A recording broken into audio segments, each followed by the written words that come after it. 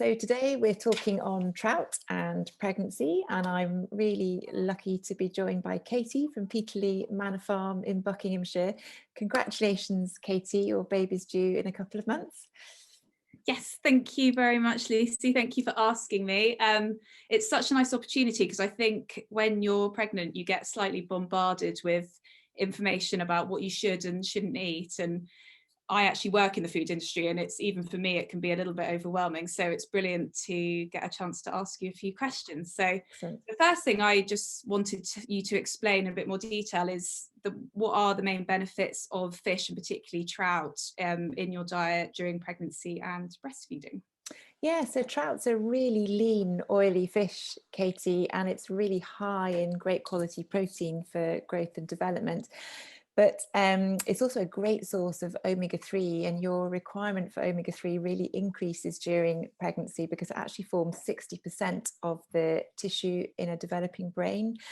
And the omega-3 that you get from fish is much more efficiently used by our body than the omega-3 in plants. And also, interestingly, fish is a great source, oily fish like trout is a great source of iodine, which can be really low in our diet. And iodine is really important for growth. What about vitamin D? Because people are talking about that quite a lot at the moment. Can that be found in fish as well? Yeah, so actually, oily fish is one of the few food sources of vitamin D. We normally, of course, get it from the sun, and at this time of year, our levels are very low. And we know now that vitamin D is fairly important for our immunity as well. So oily fish like trout is a great source of vitamin D. In fact, one portion of about 140 grams, which is about one fillet, can give you twice as much as you would get from a supplement of vitamin D. And actually in pregnancy especially, you need a good amount of vitamin D because we need it to absorb calcium from our food, and of course that's really important for a developing baby and through into breastfeeding as well. And then the other thing is that obviously we're talking about all the benefits of fish, and I always try and include it as part of a sort of balanced diet, but then conversely you sort of hear when you're pregnant that you need to be careful of having too much fish, and particularly certain types of fish. Could you explain a bit more about that from your perspective of what I should be doing and how much I should be having? Yeah, so there is a concern with oily fish because they're fairly high up the food chain that they can accumulate some heavy metals in them, which obviously you really want to avoid, especially when you're pregnant.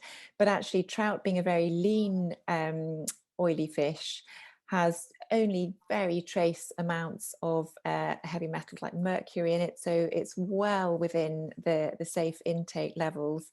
But for that reason, the recommended amount to eat is one portion a week, and that's completely safe. But then you also still get all the benefits of the other nutrients too. And I'm really lucky. I love fish, so I'm happy to be eating it. But if you wanted to, could you take, say, like a cod liver oil supplement instead and still get the same benefits whilst pregnant? Yeah, it's a great question. You have to be really careful actually with cod liver oil because it's very rich in vitamin A. And whilst you need vitamin A during pregnancy, there's a lot of it in our food naturally. And if you supplement with more, there is a slight risk that you can have too much. And actually, very high levels of vitamin A can be toxic during pregnancy. So certainly cod liver oil is not recommended because it's too rich a source of vitamin A, but the vitamin A that you get in an oily fish like trout is about a tenth of the amount you need every day, so it's perfectly safe. So Katie, you used to be a private chef. What's your favourite way to cook trout? Yeah, I love trout. We were talking earlier, obviously there's so much you can do with it. I think Yeah. the first thing just to say quickly is just to get over this misconception that cooking fish needs to be complicated. I really think of it as one of those kind of convenience foods almost when you're short of time, because all you need to do is just pop it in the oven with a bit of lemon and butter or olive oil seasoning, sort of 10 minutes, make a quick salad or roasted veg, and you've got yourself a really nice healthy meal. So Yeah. it doesn't need to be complicated at all.